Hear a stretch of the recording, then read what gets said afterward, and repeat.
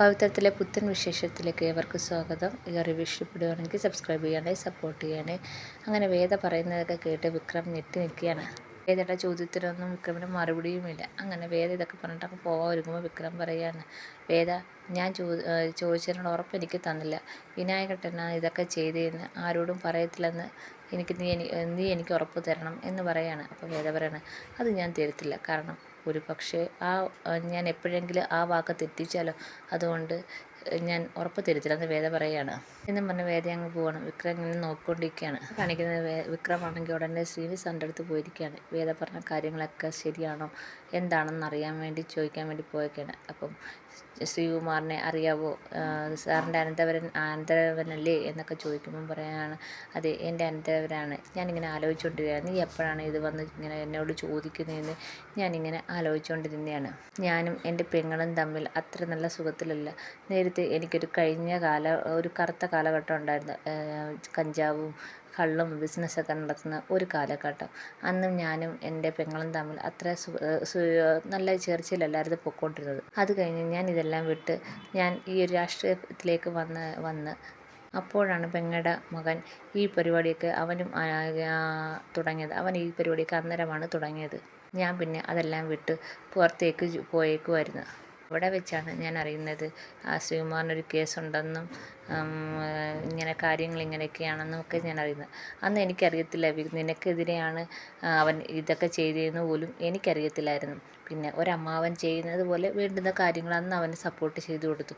അത് ഏതൊരു അമ്മാവനായാലും ചെയ്യുമായിരുന്നു. പിന്നെ നീ ഇപ്പോഴാണ് ഞാൻ അറിയുന്നത്, ശ്രീകുമാർ പറഞ്ഞ് വിനായകനാണ് നിൻ്റെ അച്ഛൻ്റെ ബാഗിൽ അത് വെച്ചിട്ടുള്ള കാര്യം നീ പറഞ്ഞപ്പോഴാണ് ഞാൻ അറിയുന്നത്. അതുകൊണ്ട് തന്നെ എനിക്കറിയത്തില്ലായിരുന്നു ശ്രീകുമാർ നിൻ്റെ അച്ഛനെയാണ് ഉപദ്രവിച്ചതെന്നും നീയാണ് അതിനകത്ത് പെട്ടതെന്നുള്ള കാര്യം എനിക്കറിയത്തില്ലായിരുന്നു. നമ്മൾ തമ്മിൽ കണ്ടുമുട്ടിയത് വെറും യാദൃശ്ചികം മാത്രമാണെന്നൊക്കെ പറഞ്ഞ് ശ്രീനി സാർ പറയുകയാണ്. അപ്പോൾ ഇതൊക്കെ കേട്ട് വിക്രം ഇങ്ങനെ നിൽക്കുകയാണ്. അപ്പോൾ വിക്രം പറയുകയാണ്, ഞാൻ ഒരു കാര്യം മാത്രമേ സാറിനോട് ചോദിക്കുന്നുള്ളൂ. സാറിനറിയാമായിരുന്നോ ശ്രീകുമാർ ഇത് കൊണ്ടുവന്ന് വിനായകട്ടൻ വഴി അച്ഛൻ്റെ ബാഗ് വെച്ച കാര്യം സാറിനറിയാമായിരുന്നോ എന്ന് ചോദിക്കുകയാണ്. അപ്പോൾ ശ്രീനി പറയാണ്, എനിക്കറിയത്തില്ലായിരുന്നു, എനിക്ക് ആ കാര്യം ഒന്നും അറിയത്തില്ലായിരുന്നു എന്ന് പറയുന്നത്. അപ്പോൾ വിക്രം പറയുന്നത്, എനിക്ക് ആ ഒരു ഉറപ്പ് മതി, സാറിൻ്റെ വാക്ക് മാറത്തില്ലെന്ന് എനിക്ക് വിശ്വാസമുണ്ടെന്ന് പറയുകയാണ്. ശ്രീനി സാർ പറയാണ്, ഈ കാര്യമൊക്കെ വേദ നിന്നോടിപ്പം പറഞ്ഞത് നമ്മൾ തമ്മിൽ തെറ്റിക്കാനാണെന്ന് ശ്രീനി സാർ പറയാണ്. അപ്പം വിക്രം പറയാണ്, എനിക്ക് സാറിൻ്റെ ഉറപ്പ് മാത്രം മതി, കാരണം സാറിന് എനിക്ക് അത്രയും വിശ്വാസം എന്ന് പറഞ്ഞ് വിക്രം അങ്ങ് പോവുകയാണ്. പിന്നെ കാണിക്കുന്നത് വേദ ഒരു ഓട്ടോയിൽ വന്നിറങ്ങുകയാണ്. അപ്പം കയ്യിൽ പെയിൻറ്റും ഇരിപ്പുണ്ട്. ഓട്ടോയിൽ നിന്ന് പെയിൻറ്റ് ഇറക്കുന്നുണ്ട്. അപ്പോൾ അവിടെ നിൽക്കുന്ന പുറത്ത് നിന്ന് ശ്രീജേട്ടത്തി വിളിക്കുകയാണ്. ശ്രീജി ഇറങ്ങി വന്ന് അങ്ങനെ അവർ രണ്ടുപേരും കൂടെ പെയിൻറ്റൊക്കെ ഇറക്കി പുറത്തോട്ട് വീട്ടിലേക്ക് വരികയാണ്. അപ്പോൾ അങ്ങോട്ടത്തേക്ക് വിശ്വനും നന്ദിനിയും വരുന്നുണ്ട്. അപ്പം ശ്രീജ ആണെങ്കിൽ ചോദിക്കുകയാണ്, ഈ പെയിൻറ്റൊക്കെ വാങ്ങിച്ചുകൊണ്ട് വന്നത് അത് നമ്മുടെ വീട് കെട്ടിടം വൃത്തിയാക്കാനാണെന്ന് പറയുന്നത്. അച്ഛനറിഞ്ഞാൽ വലിയ പ്രശ്നമാവും. ഓ, എന്ത് പ്രശ്നമാവാൻ, ഒന്നും വൃത്തിയാക്കാനില്ലയോ, അതിനെന്ത് പ്രശ്നമാവാനാണെന്ന് പറഞ്ഞ് അവർ സംസാരിച്ചുകൊണ്ട് വരുമ്പം കൃഷി ചോദിക്കണം, എന്താ വേദ ഇതൊക്കെ പെയിൻ്റൊക്കെ ആയിട്ട്. അപ്പം പറയാണ്, ഈ കെട്ടിടം വൃത്തിയാക്കാൻ പെയിൻ്റ് അടിക്കാൻ വിശ്വട്ടനെ അറിയാവുന്ന ആരെങ്കിലും ഉണ്ടോ, പെയിൻ്റ് അടിക്കാരെങ്കിലും ഉണ്ടോ എന്ന് ചോദിക്കണം. അപ്പോഴത്തേക്ക് ഇത് കിടമ്പോൾ നന്ദി അങ്ങോട്ട് ഓടി വന്ന്, നിങ്ങൾ ഈ കെട്ടിടം വൃത്തിയാക്കാൻ പോവുകയാണോ, അച്ഛൻ പറഞ്ഞിട്ടുണ്ടല്ലോ ഇതിനകത്ത് തൊടല്ലെന്ന്, പിന്നെ ഇതിനെ നിങ്ങൾ ഇനി വീണ്ടും ഇത് ചെയ്യാൻ പോകുന്നത് ഇവിടെ കൂടുതൽ പ്രശ്നങ്ങളും വഴക്കും ഉണ്ടാക്കാൻ പോവുകയാണോ എന്ന് ചോദിക്കുകയാണ്. അപ്പം വേദ ഇങ്ങോട്ടൊന്ന് പറയാണ്, തന്തിന് ഏട്ടത്തി ഉണ്ടാക്കുന്ന പ്രശ്നത്തിനകത്ത് അത്ര ഒന്നും ഇത് വരത്തില്ല, പിന്നെ ഇതിൽ നിന്ന് എന്തെങ്കിലും പ്രശ്നം ഉണ്ടാവുകയാണെങ്കിൽ അത് ഞാനങ്ങ് പരിഹരിച്ചോളാം എന്ന് പറയുകയാണ്. പിന്നെയും ചോദിക്കുകയാണ് വിഷയത്തിൻ്റെ അടുത്ത്, വിശ്വട്ടാ ആരെങ്കിലും ഉണ്ടോ ഇതൊന്ന് പെയിൻ്റ് അടിക്കാൻ. അപ്പം പറയണം, എന്തിനും പുറത്തുനിന്ന് ആൾ നമുക്ക് തന്നെ അങ്ങ് ചെയ്തൂടെ, അപ്പോൾ വിഷുട്ടം ചെയ്യുമോ, പിന്നെ അല്ലാതെ വാ നമുക്ക് ചെയ്യാമെന്ന് പറയുകയാണ്. ശ്രീജയും എൻ്റെ കൂടെ കൂടിയാണ്. അങ്ങനെ അവരെ മൂന്നുപേരും കൂടെ അങ്ങ് പോവുകയാണ്. അപ്പം നന്ദിനിക്ക് ഇത് അങ്ങോട്ട് ഇഷ്ടപ്പെട്ടില്ല. നന്ദിനി എന്നെ അടുത്ത കുത്തിത്തിരിപ്പ് എവിടെ ഉണ്ടാക്കാമെന്ന് വിചാരിച്ച് ആലോചിച്ചുകൊണ്ടിരുന്നപ്പോഴാണ് വേദ പെയിൻറ്റുമായിട്ട് വന്നത്. അപ്പം ഉടനെയാണെങ്കിൽ ഇത് കൊണ്ട് മാഷിനെ അറിയിക്കണമല്ലോ. നന്ദിനി മാഷിൻ്റെ അടുത്തോട്ട് പോവുകയാണ്. മാഷാണെങ്കിൽ പറമ്പിൽ നമ്മുടെ കമലമ്മയും മാഷും കൂടെ നിന്ന് പണിയൊക്കെ ചെയ്തുകൊണ്ടിരിക്കുകയാണ്. മാഷ് പറയാണ്, ആ മാവാണെങ്കിൽ ലേലത്തിന് കൊടുക്കാൻ പറഞ്ഞുകൊണ്ടിരിക്കുക കമലേ എന്നൊക്കെ പറഞ്ഞുകൊണ്ടിരിക്കുകയാണ്. അപ്പോൾ നമ്മൾ പൂക്കുമ്പം അതിനകത്ത് അവരെ വിളിച്ചറിയിച്ചാൽ മതി, അവർ വന്ന് മാങ്ങയെല്ലാം പിച്ചിക്കൊണ്ട് പോകും എന്ന് പറയുന്നത്. അപ്പം മാഷ് എന്താ പറയുന്നത്, കമലമ്മ ചോദിക്കുകയാണ്, ഞാൻ പറഞ്ഞു അത് വേണ്ട, ഒരു പക്ഷേ പൂവ് കുറവൊക്കെ ആണെങ്കിലോ എന്ന് പറയാണ്. അപ്പം ഇങ്ങനെ അവരിങ്ങനെ സംസാരിച്ചുകൊണ്ടിരിക്കുകയാണ്. മക്കളെ കണ്ട് മാമ്പൂഴും കണ്ട് കൊതിക്കില്ലെന്നല്ലേ പറയുന്നത്. നമ്മുടെ മക്കളും ഇങ്ങനെയായി, പിന്നെ മാവും നമ്മൾ അങ്ങനെ കൊടുത്തിട്ട് അവർക്കൊരു ചതിയാവണ്ട എന്നൊക്കെ അവർ സംസാരിച്ചുകൊണ്ടിരിക്കുമ്പോൾ നന്ദിനി അങ്ങോട്ട് വരികയാണ്. അപ്പം കമലാമ്മ പറയാണ്, ഓ നന്ദിനി വരുന്നല്ലേ, എന്താ കാര്യം, അവളിങ്ങോട്ട് വരാറില്ലല്ലോ. അപ്പോൾ മാഷ് പറയാണ്, ഒന്നേ ഏതെങ്കിലും കുശുമ്പും കുന്നായ്മയും പറയാനാ വരുന്നത്, അല്ല പിന്നെ എന്തിനാ ഇപ്പം ഇങ്ങോട്ട് വരുന്നതെന്ന് മാഷും പറയാണ്. അങ്ങനെ അങ്ങോട്ട് വന്നപ്പോൾ കമലാമ്മ ചോദിക്കണേ, എന്താ നന്ദിനി, ഏയ് എനിക്കെന്താ വന്ന ഇങ്ങോട്ട്, അല്ല നീ ഇങ്ങനെ വരാറില്ല, ഞാനേ കാപ്പിയും കൊണ്ട് വന്നതെന്നും പറഞ്ഞതും കൊടുക്കുകയെന്ന്. ആ അല്ല നിന്നെ ഇങ്ങോട്ട് കാണാത്തോണ്ട് ചോദിച്ചത്, പിന്നെ വീട്ടിലെ കുറച്ച് വിശേഷങ്ങൾ പറയാനുണ്ട്. കമലമ്മയ്ക്ക് അതെന്തുവാ, ആ കെട്ടിടം നന്നാക്കാൻ പോന്ന്. അപ്പം മാഷുക്ക് ആര്, ആ വേദി അവരെല്ലാം കൂടെ പെയിൻറ്റുമായിട്ടാണ് വന്നേക്കുന്നത്, ഞാൻ പറഞ്ഞില്ലേ അതിനകത്ത് തുടലെന്ന് പറഞ്ഞിട്ടില്ലേ എന്ന് മാഷ് ചോദിക്കുകയാണ്.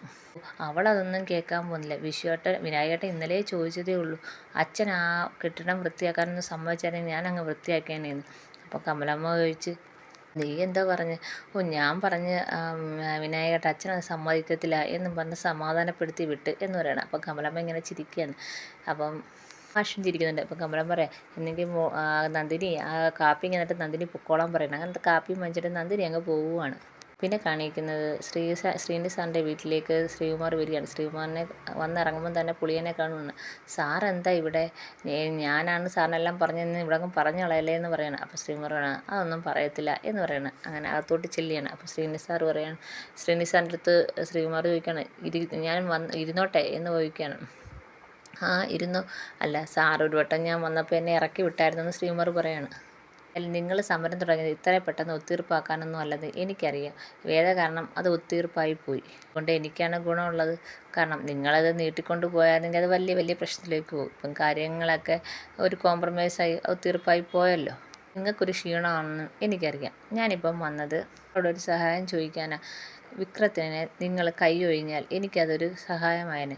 അങ്ങനെ ചെയ്തു കഴിഞ്ഞാൽ നിങ്ങൾക്കെതിരെ എൻ്റെ പെങ്ങളൊരു കേസ് വിട്ടിട്ടുണ്ട്. ആ കേസ് അവളെ കൊണ്ട് പിൻവലിപ്പിക്കുന്നതായിട്ട് ഞാൻ എടുത്തതെന്ന് ശ്രീകുമാർ പറയാണ്. അപ്പോൾ ശ്രീനി സാർ പറയാണ്, ആ കേസിൽ നിങ്ങളുടെ പെങ്ങൾ തന്നെ തോറ്റുപോകും, അത് ഉറപ്പുള്ള കാര്യമാണ് ശ്രീനി സാർ പറയാണ്. അപ്പം പറയാണ്, ഞാനും വാസവനും കൂടെ ഒരു ഡീലിലെത്തിയിട്ടുണ്ട്. അപ്പം സാറിൻ്റെ ഒരു സഹായം വിക്രമനില്ലെങ്കിൽ ഞങ്ങൾക്ക് അവനെ ഒതുക്കാൻ പറ്റും. അങ്ങനെ സാറ് അവന് സഹായം ചെയ്യാതിരിക്കുകയാണെങ്കിൽ ഞാൻ തിരിച്ചൊരു സഹായം ചെയ്യാം. സാറിനെതിരെ എൻ്റെ പെങ്ങളെ വിട്ടേക്കുന്ന വക്കീൽ നോട്ടീസ് പിൻവലിപ്പിക്കാം എന്ന് പറയുകയാണ്.